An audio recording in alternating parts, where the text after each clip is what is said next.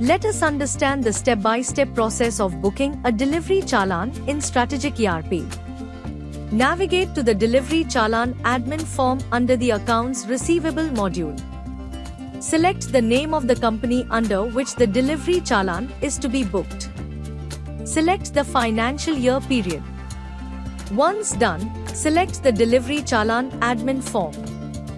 Select the name of the company and project name in which delivery challan is to be booked.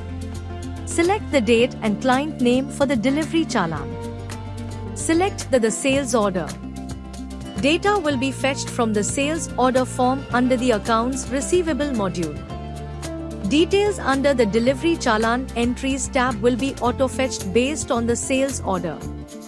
Enter the quantity that has been delivered from the godown.